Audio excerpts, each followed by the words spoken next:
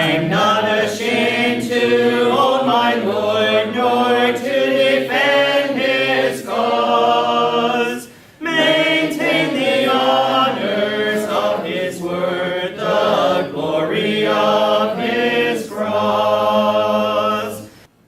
Hello, I'm James Brown, and on behalf of the Eastern Church of Christ located in Toronto, Canada, I'd like to welcome you to Friday's edition of Walking Through the Bible, a podcast where we seek to study the Bible and the Bible alone. Please stick around afterwards for information on how you can contact us. But for now, if you have a Bible with you, please turn to the book of Genesis, and we'll turn you over to Jeremy Dissekam for our study of the day. Thank you, James, and welcome to all of our viewers. This is the 106th lesson in our study of Genesis. Yesterday, we covered Genesis chapter 30, verses 25 to 36, discussing Jacob's deal with Laban to work for Laban's speckled and spotted flock. If you missed that episode and would like to watch it, you can find it and all of our other podcasts on our website at www.eastendchurch.org.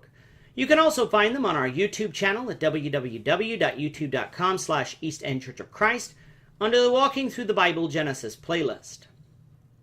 Today we're going to begin with Genesis 30 verse 37 and read through verse 43. The text that you'll see on the screen is from the English Standard Version, but you're welcome to follow along with any version that you have. So let's now read Genesis 30, beginning at verse 37. Then Jacob took fresh sticks of poplar and almond and plane trees and peeled white streaks in them, exposing the white of the sticks. He set the sticks that he had peeled in front of the flocks in the troughs, that is, the watering places, where the flocks came to drink. And since they bred when they came to drink, the flocks bred in front of the sticks, and so the flocks brought forth striped, speckled, and spotted. And Jacob separated the lambs and set the faces of the flocks towards the striped and all the black in the flock of Laban. He put his own droves apart and did not put them with Laban's flock. Whenever the stronger of the flock were breeding, Jacob would lay the sticks in the troughs before the eyes of the flock, that they might breed among the sticks. But for the feebler of the flock, he would not lay them there. So the feebler would be Laban's, and the stronger Jacob's.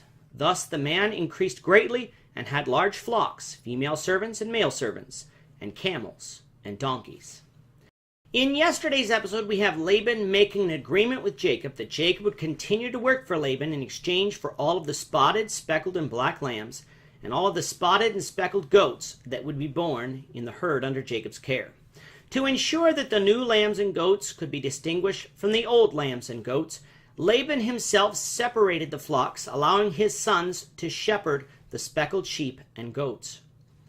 He even separated the flocks of his sons and his own flock by 3 days, so that there would be no chance that the flocks would interbreed.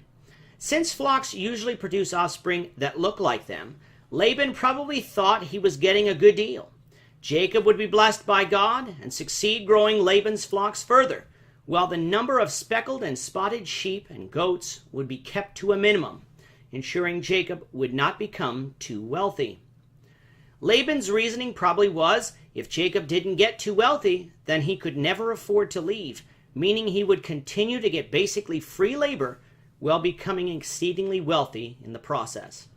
In this, we see that Laban's greed trumped his desire for his children to be well taken care of.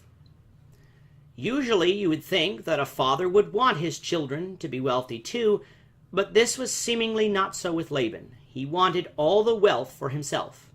However, Jacob was one who had faith in God. He did not get angry or frustrated with Laban here for seemingly trying to keep him in the poorhouse. He trusted that God would provide.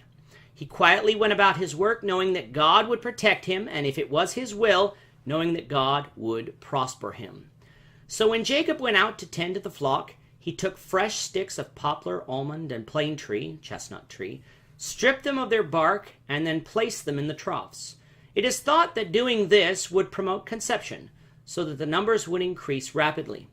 The flocks did expand, and even though Laban had separated the flocks, decreasing the likelihood that speckled and spotted offspring would be produced, lo and behold, they produced many spotted and speckled offspring.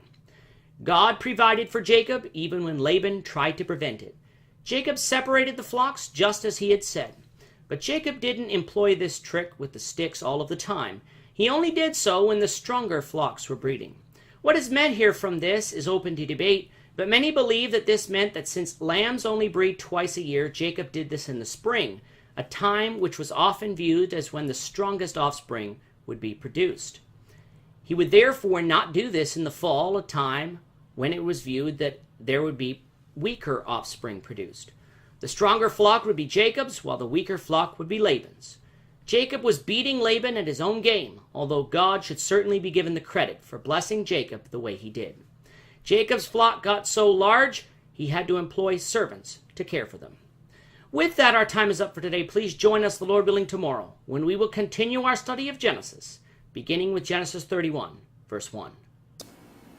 Thank you, Jeremy. And to our viewers, we also thank you for watching.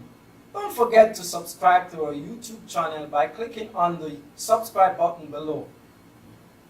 Should you have any questions or comments, please leave a comment below or email us at answerintheword@gmail.com.